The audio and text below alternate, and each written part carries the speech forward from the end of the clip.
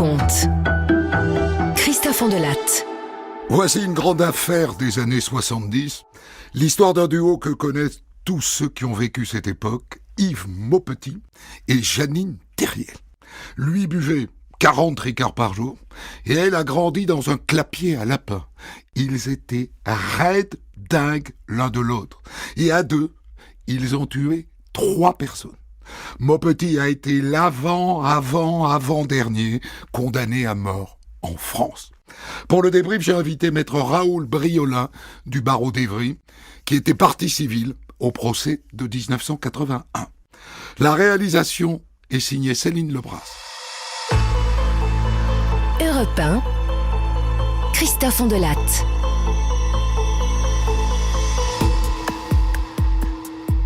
Cette histoire commence par une scène dantesque, un cauchemar les yeux ouverts. Nous sommes le 16 janvier 1978, il est 3h30 du matin, et Stéphane Bisset dort profondément dans son pavillon de Sucy-en-Brie, à 20 km au sud-est de Paris. Et soudain, en pleine nuit donc, on sonne à la porte.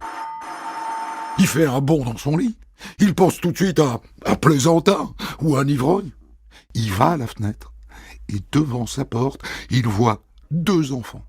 Et il s'apprête à les engueuler. Enfin, on ne réveille pas les gens comme ça en pleine nuit. Et là, il reconnaît les 2 petits voisins, Frédéric et Olivier, les fils taureaux, en pyjama, en plein hiver. « Mais qu'est-ce que vous faites là ? Il y a eu un attentat à la maison. Papa, il a été tué, maman a disparu. Ils l'ont emmené avec eux. » Et c'est là qu'il s'aperçoit que le petit Olivier est couvert de sang. Alors il réveille sa femme, ils descendent tous les 2 les escaliers 4 à 4 et ils font entrer les gamins pour qu'ils se réchauffent.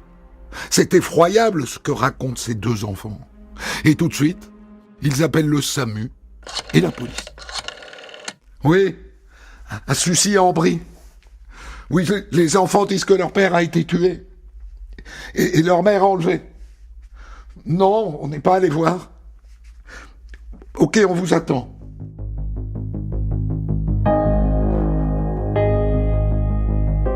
Quand les policiers arrivent dans le pavillon des taureaux, une grande maison un peu en retrait sur la hauteur, ils tombent sur une scène de dévastation.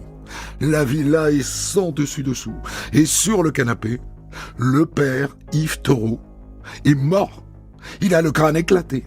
Et il y a du sang partout. Et comme l'ont dit les gamins, la mère n'est pas là. Et sa voiture non plus, d'ailleurs, une Austin Morris. Il l'aurait donc enlevée.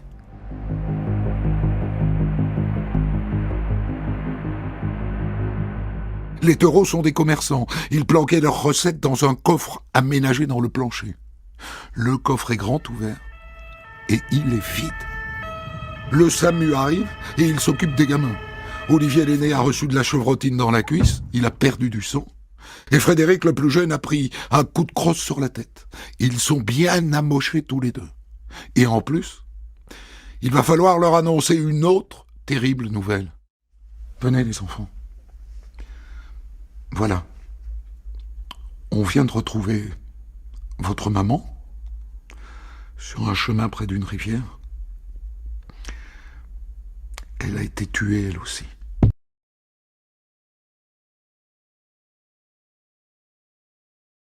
Un cauchemar, je vous dis. Leur mère vient d'être retrouvée, la tête éclatée. On lui a tiré une décharge de chevrotine, pile entre les 2 yeux. Les gamins sont sous le choc, bien sûr, impossible de les interroger. Les policiers ne sont pas des monstres. Ils ont perdu leur père et leur mère dans des conditions effroyables. Ils ont 11 ans et 13 ans. Et ils sont orphelins. Alors l'enquête attendra. Le SAMU les emmène vers l'hôpital et juste avant de partir, il livre 2 informations aux policiers. Il y avait un homme et une femme. La femme qui a tué papa. La femme ? Pas banal, ça. Ils disent aussi que l'attaque a eu lieu vers 20h30.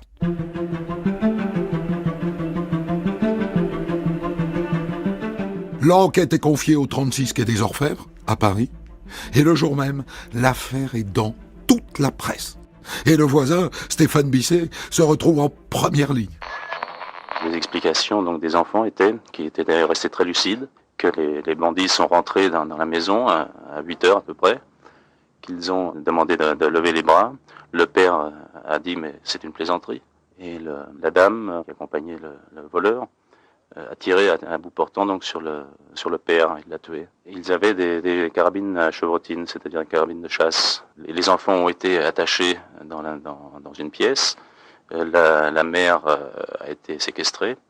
Et les enfants donc attachés ne devaient plus bouger jusqu'au matin, sinon la mère aurait été tuée. Et en fait, ils sont partis ensuite avec Madame Taureau après avoir tué son mari. Ils sont partis avec Madame Taureau. Ils ont mis la télévision au maximum de sa puissance pour que les enfants aient toujours l'impression qu'ils étaient là. Et vers 3 heures, ils se sont détachés et ont vu que le père était bel et bien mort et sont venus chez nous.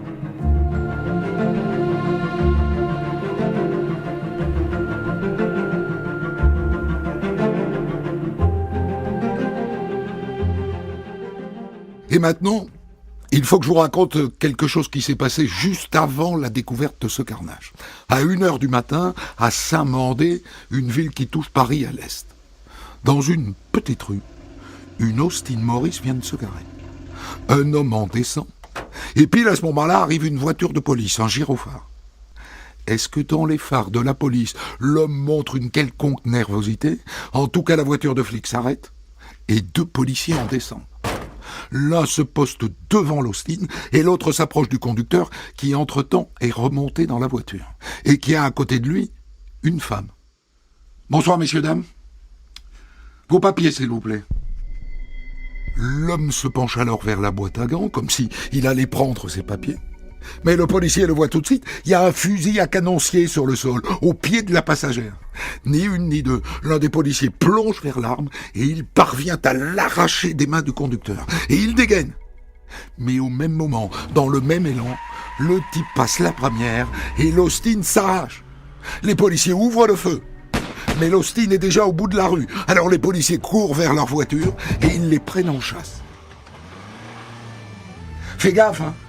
Il y avait 2 autres fusils de chasse dans la bagnole. Ils arrivent à la hauteur de l'esplanade du château de Vincennes. L'Austin a disparu. Ils ont réussi à semer les flics. Quelques minutes plus tard, la voiture est repérée à Joinville-le-Pont. Elle roule lentement. Tout feu éteint. Un quart de police se met en travers de la voie. Un flic saute sur la route, il dégaine. Mais l'Austin accélère et elle lui fonce dessus.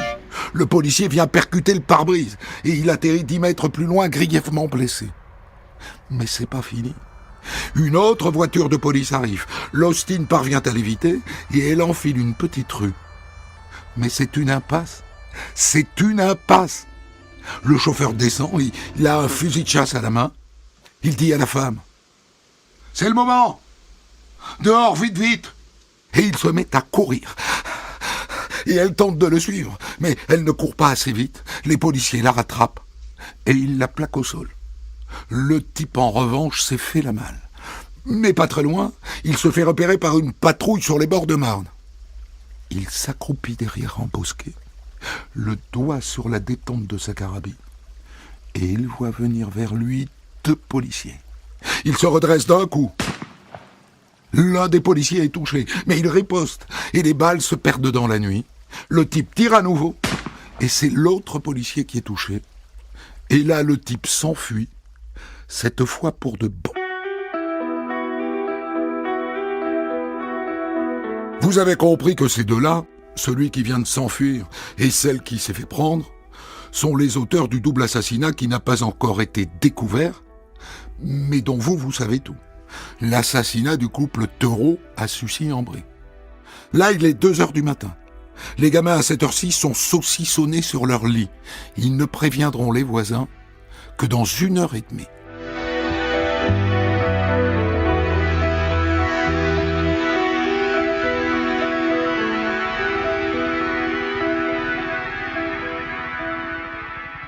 Pendant ce temps-là, la femme est emmenée au commissariat de Champigny-sur-Marne. Elle s'appelle Janine Thériel. Et elle est bourrée. Mais alors bourrée comme un coin. Une poivrotte, rougeaude.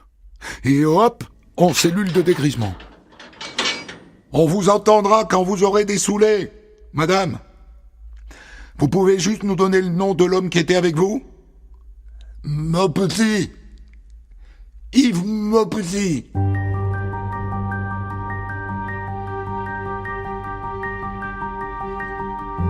Quand elle a dessoulé, Janine Terriel est emmenée au 36 quai des Orfèvres. Et c'est là qu'on s'aperçoit qu'elle est fichée comme prostituée à Lyon. Elle a 47 ans.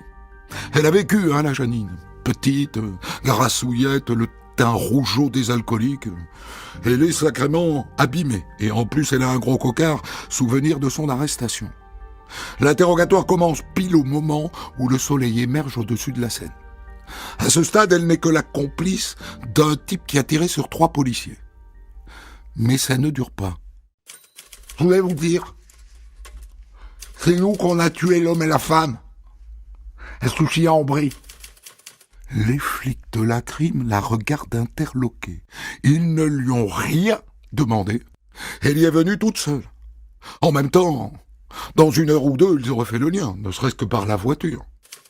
C'est Yves, il m'a embarqué là-dedans. Moi, je voulais pas tuer. Ça, rien n'est moins sûr. Souvenez-vous que les enfants ont dit que c'est elle qui a tué leur père. Mais elle insiste. C'est son idée. Yves, il a tout organisé. Il savait que la famille, elle avait du pognon planqué. Et la mère, madame? Qui l'a tué, la mère? Bah, lui aussi. Il n'a rien pu faire. En rentrant sur Paris, il m'a dit, tu te rends compte? On pouvait pas laisser traîner un témoin comme ça.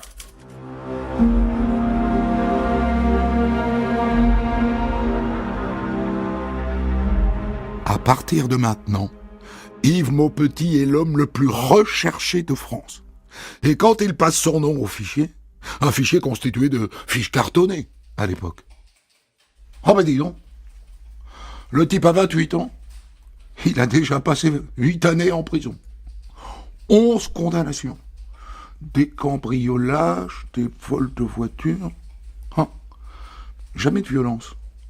Bouge pas, j'ai autre chose sur lui. Il est en cavale, figurez-vous. Il s'est évadé de prison il y a 6 semaines.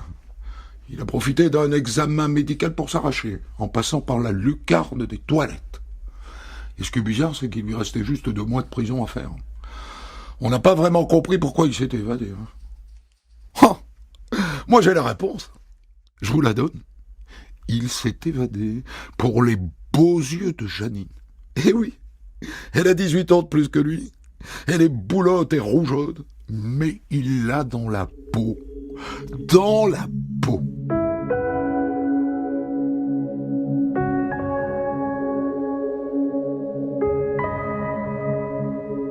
La photo de Maupetit est distribuée aux journaux et à 3 chaînes de télévision.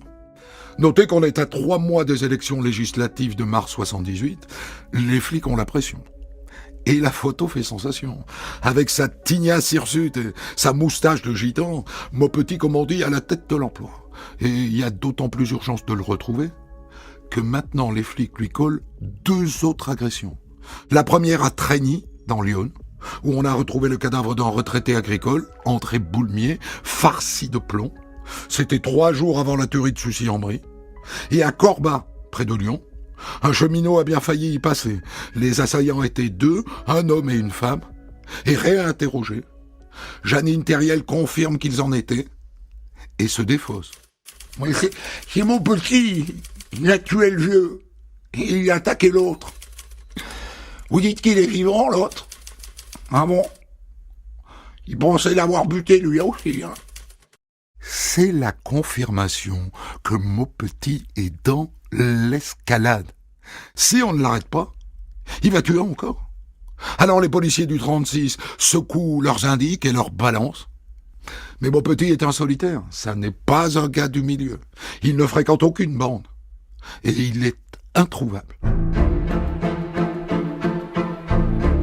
On sait aujourd'hui ce qu'il a fait après l'arrestation de Janine.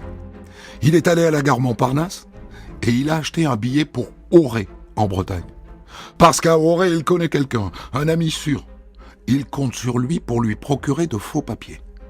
Mais l'autre lui refile juste quelques grenades qu'il fourre dans son sac avant de voler une voiture et de filer vers Nantes.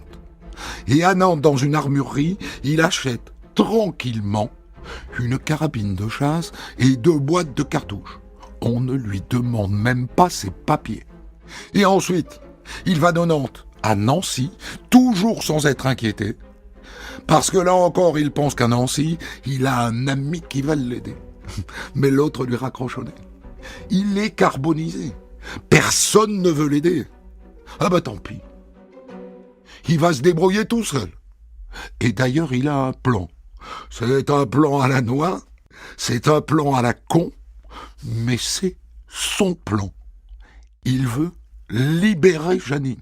Eh oui, la poivrotte, la rougeaude, il l'a dans la peau, je vous dis. Et en attendant, il lui faut de l'argent. Alors il revient en région parisienne, et un soir vers 10h, il débarque à la Ferté-sous-Jouarre. Et il décide de s'attaquer à une maison de retraite. Une maison de retraite des PTT. Pour ne pas faire de bruit, il enfile des pantoufles et il escalade le mur. Au rez-de-chaussée, une fenêtre est encore éclairée. C'est le directeur et sa femme. Il entre et il les braque. « Je suis mon petit, le tueur de Sucy-en-Brie. Je plaisante pas, hein.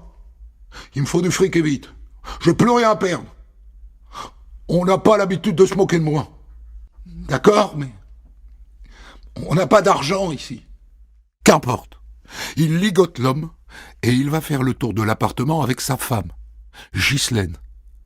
Et il lui fait des confidences. « Oh, tu te rends compte? Janine est là en prison. Elle risque la guillotine. Je dois absolument la faire libérer. » Et comme elle lui plaît bien, Ghislaine, il la coince dans un coin et il la viole. « Si tu résistes, je te tue. » Et après, il l'embarque. C'est ça, son plan. Il veut l'échanger contre Janine. C'est un plan complètement fou. Il n'a aucune chance d'y arriver, aucune. Mais il l'a fait monter dans sa voiture, et c'est à ce moment-là qu'elle lui dit « Il vaudrait mieux revenir à la maison de retraite. Il y a un coffre. »« Ouais ? Et il y a combien dedans ? Je sais pas. Dans les 20 000 francs. 2 briques. » Pour 2 briques, il fait demi-tour. Et il tombe sur la gardienne qui s'est réveillée. Il la ligote. Et il retourne voir le mari, toujours ficelé comme un rôti. « Allez, la combinaison du coffre, vite !» Dans le coffre, il y a 23 000 francs. Il les prend et il se tourne vers Ghislaine. « Allez, tu... »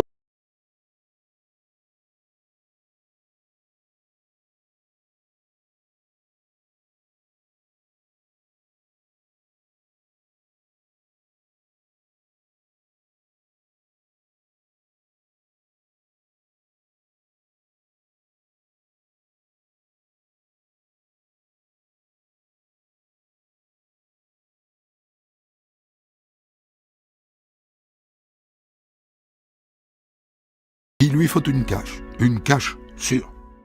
Maupetit et son otage échouent d'abord dans un hôtel à Vincennes. Et au passage, il la viole à nouveau. Et puis il reprend la route et il s'arrête devant une cabine téléphonique d'où il appelle le quotidien L'Aurore. « Ici Yves Maupetit. J'ai enlevé une femme et j'ai des grenades. J'hésiterai pas à tuer si Janine Terriel n'est pas libérée. Alors vous prévenez la police. Tous les barrages doivent être levés. Sinon la femme reverra jamais les siens, ok ?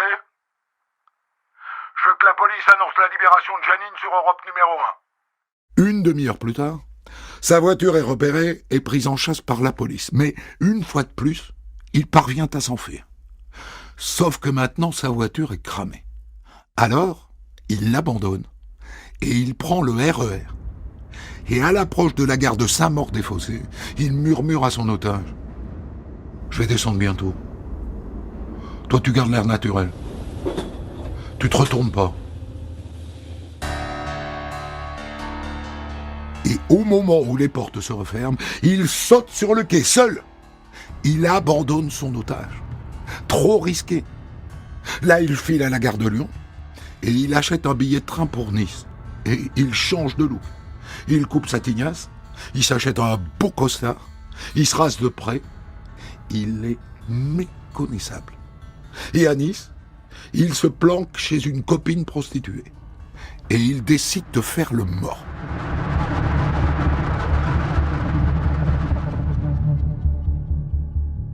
Mais pendant ce temps, il reste l'ennemi public numéro 1. Bon, on a identifié 54 points de chute possibles.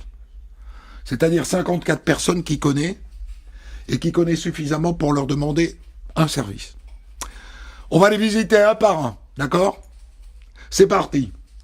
Dans la liste, il y a un type qui se trouve à Valence, dans la Drôme. Et bingo, Maupetit prend le train pour Valence. Et il vient sonner chez son ami. Personne.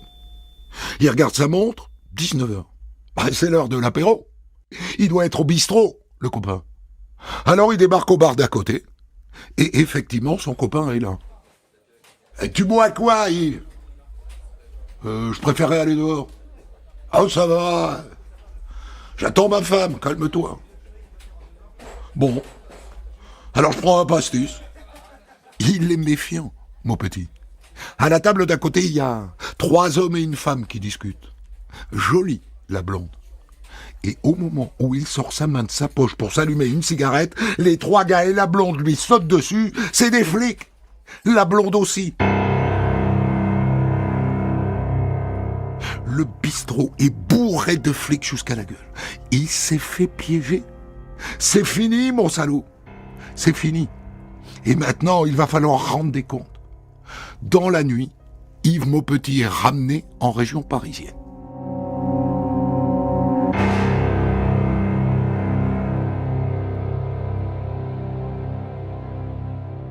Après 15 jours de cavale, Maupetit se retrouve face à la juge d'instruction. Au début, il joue les grands seigneurs. « Oh, mais je prends tout sur moi. Je n'y ai rien fait. C'est moi qui l'ai poussé. » Sauf que ça n'est pas du tout ce que disent les enfants, Teureau. Ils disent que c'est elle qui a abattu leur père. Et Olivier l'aîné le répète à la juge. La femme, elle avait l'air complètement folle. Elle était surexcitée. Elle nous a injuriés. Elle a tiré sur papa presque à bout portant. Quand j'ai vu le sang couler de la bouche et du nez, j'ai su que papa, il était mort. Et Frédéric, 11 ans, ajoute, c'est elle m'a donné le coup de crosse. Elle savait même plus ce qu'elle faisait. Elle a même mordu mon frère au pied. Alors, elle n'a rien fait, Janine.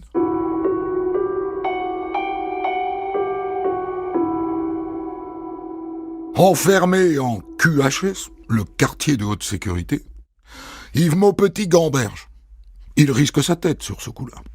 Et à bien y réfléchir, Janine l'a trahi. Elle le charge à mort. Elle le dépeint en monstre assoiffé de sang, en manipulateur. Alors c'est décidé. Il la lâche. Mieux, devant la juge, il l'enfonce.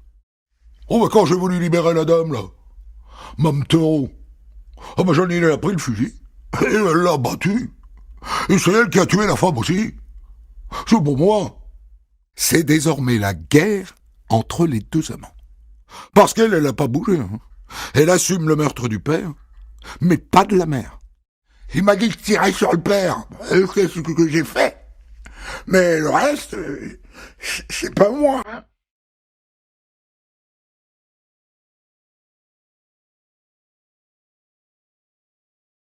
Ce sera donc aux jurés de les départager. Le procès de Janine Terriel et Yves Maupetit est programmé pour février 1981 devant les assises de Créteil. C'est un moment un peu particulier de l'histoire de France, hein, parce qu'on est à 3 mois de l'élection présidentielle de 81. François Mitterrand sera peut-être le prochain président et il a promis d'abolir la peine de mort. Mais pour l'instant, c'est toujours Giscard qui est au pouvoir. Et la peine de mort existe encore.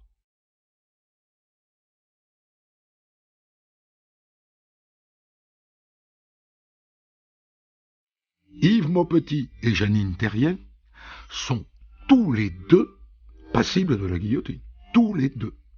D'ailleurs, dans son arrêt de renvoi, le texte qui fait la synthèse de l'instruction, la juge n'a pas fait de distinguo entre les deux.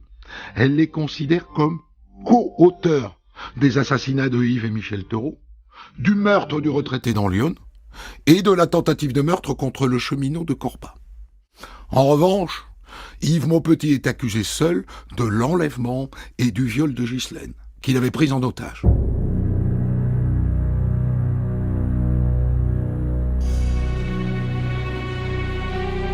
Dès le début du procès, on sent bien que l'affaire est pliée. Parce que Jeannine Therriel n'a pas l'air d'une femme vénéneuse qui pousserait au crime. Alors que lui ressemble bien au psychopathe dont parlent les journaux.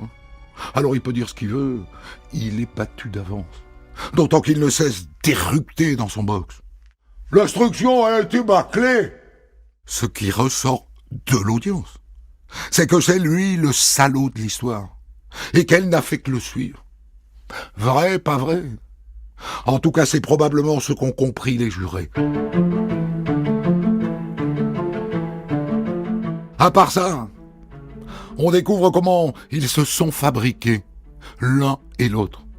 L'avocat de Jeannine Therriel demande à Maupetit: « Vous buvez beaucoup, n'est-ce pas ?»« Ouais, je buvais beaucoup. »« Combien ?»« je pouvais aller jusqu'à 40 pastilles par jour. Et puis 1 ou 2 bouteilles de rouge pendant le repas. » Yves Maupetit est un sac à vin. C'est un chopineur, c'est un boutanchard, c'est une mouche à comptoir. Il a une éponge dans l'estomac. Quant à Jeannine, l'enquêteur de personnalité fait le récit de sa vie. Pas joyeuse du tout. Il s'agit de la cadette d'une famille bretonne de 3 enfants, dont les parents, il faut le dire, étaient alcooliques au dernier degré. Sa mère est morte quand elle avait 3 ans, et elle a été confiée à ce moment-là à une institution religieuse. Plus tard, elle est revenue chez son père, et l'entourage nous a décrit une scène assez édifiante, je crois.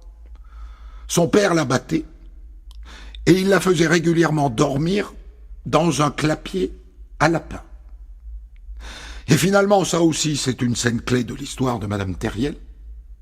Il l'a vendue comme fille de ferme en échange d'une machine à coudre. C'est toujours la même histoire qui se répète.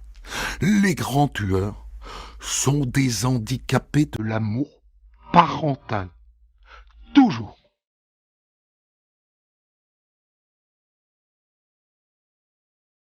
Le mercredi 25 février 1981, à 19h, les jurés rendent leur verdict.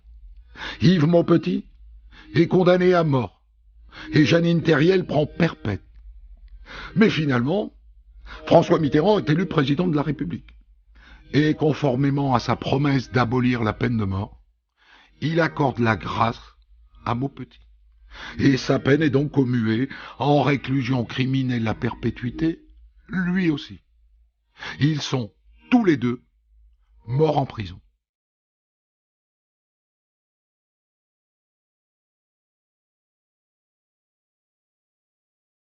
Et quelle chance d'avoir avec nous pour débriefer cette histoire un acteur direct de cette affaire, maître Raoul Briolin, avocat de la partie civile dans cette affaire, puisque vous aviez en charge maître les intérêts de la mère d'Yves Theroux et la grand-mère donc des enfants. C'est ça, oui. Madame Crappier. C'était Madame Crappier, son nom. D'accord. Alors on va évoquer, je vous rassure, dans un instant, la question de la responsabilité de l'un et de l'autre, parce que j'ai cru comprendre que vous n'êtes pas tout à fait d'accord là-dessus avec le verdict qui a été rendu. Mais d'abord, un mot sur la peine de mort, maître. Est-ce que vous l'avez demandé pour Maupetit et pour elle, Jeanne Therriel? À l'époque, nous étions nombreux au banc de la Défense et mes confrères ont hurlé à la mort. On demandait quasiment qu'elle subisse le châtiment suprême. Oui. À l'époque, j'étais moins formel. J'estime que le rôle d'un avocat, c'est de faire partager la douleur d'une famille et la douleur d'une mère d'ailleurs, parce que ma cliente avait perdu son fils et c'est pas normal, c'est pas dans l'ordre logique des choses qu'un parent enterre son enfant. Hein. Vous savez très bien comme moi, mieux que moi, que la langue française, il n'y a pas de mot pour désigner un parent qui a perdu un enfant. Il y en a pour celui qui perd un père, une mère, mais pas celui qui enterre son enfant. Ouais. Et donc, si vous voulez, je n'étais absolument pas, à l'époque, ni pour ni contre. Je me posais la question philosophique. Mais les confrères ont clairement demandé à ce que Madame Thériel soit condamnée à mort. Pourquoi ? Nous savions que le sort de Maupetit était acquis, qu'il ne pouvait pas échapper au prononcé de la peine capitale. Par contre, ayant assisté à l'instruction, ayant connu le dossier, ayant assisté au débat, j'ai eu l'impression que la vraie coupable, la vraie manipulatrice, c'était Madame Thériel. Si vous voulez bien, on va revenir spécifiquement là-dessus tout à l'heure. Votre cliente, donc la mère d'Yves Therault, elle voulait la peine de mort ? Elle me l'a fait clairement sentir, comprendre. Elle m'a dit d'ailleurs, on avait fini comme toujours en pareil cas, il y a une empathie entre le client et le conseil. Elle m'avait dit, après le prononcé de la décision, maître, vous avez fait votre maximum, je suis contente de vous. Mais, je vous demande de me promettre que lorsqu'ils sortiront de prison, je serai informé de cette date. Je savais pourquoi. Elle m'a pas dit clairement ce qu'elle avait l'intention de faire.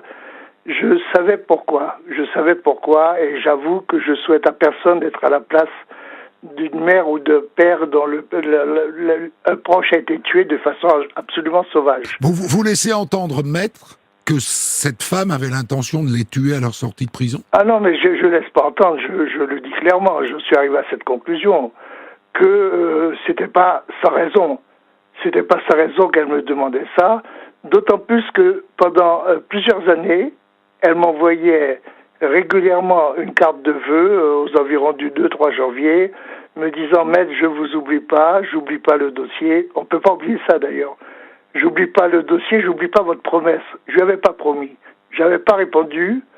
À l'heure actuelle, en plus de 40 ans après, je pense que je l'aurais peut-être fait. Je pense que j'aurais peut-être dit, j'en sais rien, j'ai pas de certitude. Je suis troublé encore à l'heure actuelle, mais elle m'avait laissé comprendre que elle avait la justice publique, mais qu'elle avait ce sentiment de son devoir à elle. Elle estimait que c'était son devoir à elle d'aller au bout de sa logique, à savoir que son fils n'étant pas là, il n'y avait pas de raison que les responsables soient encore de ce monde. Alors, est-ce que le verdict, selon vous, maître, qui consacre donc la primauté de Maupetit dans les meurtres, rend compte de la réalité ? À mon sens, absolument pas.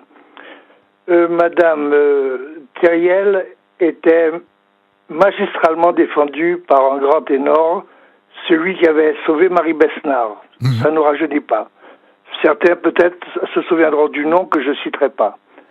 Mais à l'audience, alors que les propos de Maupetit étaient absolument confus, elle faisait son rôle de pauvre femme et elle minaudait.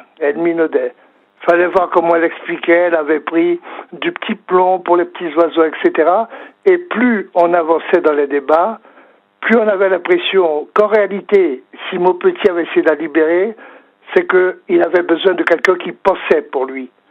Plus on avançait dans les débats qui ont duré une semaine, plus on était nombreux à avoir la sensation que Maupetit n'était pas capable de penser tout seul. Il était dépendant d'elle. Complètement dépendant, et pas dépendant de façon peut-être utilitaire, parce que vu la profession, peut-être qu'il pensait qu'elle pouvait rapporter de l'argent. Mais je ne crois pas au sentiment. Ils se sont trop déchirés, tant à l'instruction. Je vous rappelle que j'ai participé à l'instruction depuis le début, qu'au cours des débats, on n'avait pas l'impression. C'était de la haine de la part de Madame Thériel, à tel point que lors du prononcé de la décision, ils se sont croisés dans les couloirs, et ça n'a pas été dit, je l'avais dit à un de vos collègues de la télé, en le croisant, parce qu'en réalité, on parle de Maupetit, elle l'appelait généralement mon petit. Je ne suis pas psychologue à bon marché, mais elle parlait plus de mon petit que de Maupetit, premièrement, et lorsqu'ils se sont croisés après le prononcé du verdict, elle s'est passée la main sur la gorge en disant « Mon petit, quick !» C'est elle qui le menace. j'ai eu de façon... Non, pas quick, non, ça veut dire qu'il allait passer... À la guillotine. Et il allait être raccourci, oui. Comment ça se fait que les jurés ne perçoivent pas ça et qu'au contraire, ils consacrent la responsabilité première de Maupetit? Non, vous savez, les jurés, c'est n'importe qui. Je m'explique. C'est des gens qui n'ont pas, à l'époque, il n'y avait pas franchement une formation de juré, une sensibilisation, et ils sont capables d'avoir peur de leur opinion et de faire comme fait le voisin.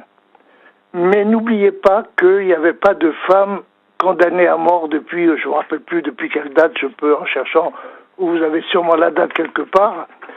Donc la question c'était à la fois la peine de mort, mais on savait que pour Maupetit c'était réglé, et la peine de mort appliquée à une femme. C'est ça le deuxième niveau de réflexion. Je comprends. Et dans ce jury de mémoire, il y avait pas mal de femmes. Je pense que c'était un jury assez égalitaire, c'était pas que des hommes. Et il y avait notamment une blonde que j'oublierai jamais, et elle s'est évanouie quand on a prononcé la décision et que le président Servat a dit « Passé 5 jours du pourvoi en cassation, la décision sera exécutée et tout condamné à mort aura la tête tranchée. » Elle est tombée dans les pommes. Il y a eu 2-3 évanouissements également dans la salle à ce moment-là. Mais si vous voulez, quand on plaide aux assises, ce qui m'arrivait très souvent depuis j'ai prêté serment en 73, on essaie de plaider pour 2 ou 3 jurés particuliers, en faisant confiance sur eux, pour qu'ils essaient de faire passer le message qu'on veut faire passer. Aux autres. Eh oui, forcément. Quand je vous dis que les jurés, c'est un peu n'importe qui, et quand avant, vous voyez les professions, on faisait un choix un peu culturel. Vous misiez sur l'intelligence de 2-3. Oui, parce que moi, je viens d'éducation nationale, et je savais comment parler aux enseignants. Vous comprenez?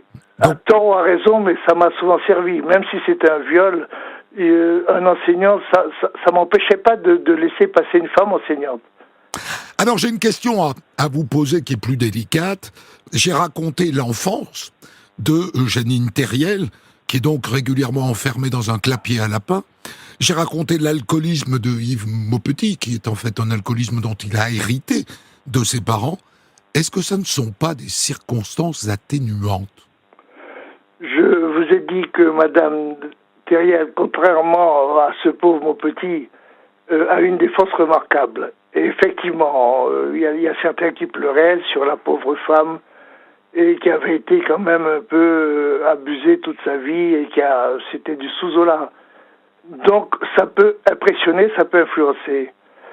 Mais si vous voulez, il y a actuellement une émission, une série que je regarde, c'est Dexter. Vous la connaissez sûrement. Oui, bien sûr. C'est ce type qu'on a assassiné sa mère devant lui, il baigne dans le sang et il essaie de rattraper les erreurs de la justice. Mais c'est un débat qui est sans fin, sans solution possible. Est-ce que le violeur qui reproduit un viol, c'est pas complètement de sa faute?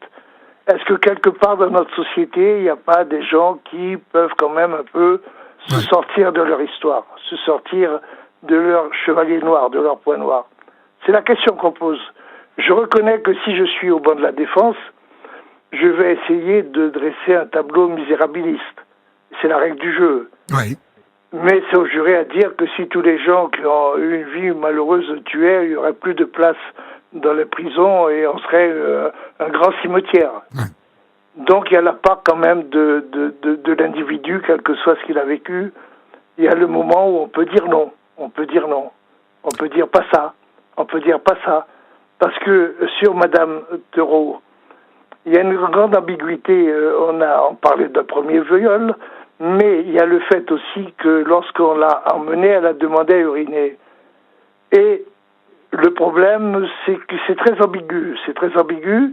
Et à ce moment-là, qui a tiré, moi je pense que c'est Madame Thériel qui a tiré. Pourquoi? Parce qu'il y avait un détail intime sur la façon dont elle s'est déshabillée, si elle avait uriné ou pas. Et j'avais fait remarquer que la vessie était pleine, que la version donnée par Thériel n'était pas acceptable. Et donc, si vous voulez, puisqu'elle mentait là-dessus, elle mentait sur sa propre responsabilité. Oui, absolument, puisque il y a qui disait elle voulait, je l'ai laissé faire, je l'ai isolée, Et l'autre qui dit non, elle a uriné, et puis Maupetit a tiré. Non, la vessie était pleine, elle n'avait pas uriné. Mais on ne va pas refaire les procès, on ne va pas refaire l'histoire. Je vous donne mon sentiment profond que Maupetit aurait fait des choses, mais s'il n'y avait pas Thériel, il n'aurait pas commis autant de crimes, j'en suis persuadé. Il en aurait peut-être commis, c'était un alcoolique violent, mais il n'avait pas une tête, à mon sens, une tête capable de diriger quoi que ce soit, le pauvre. Maître Briolin, qu'est-ce que c'est agréable de parler avec un homme qui a presque 50 années d'expérience dans le métier.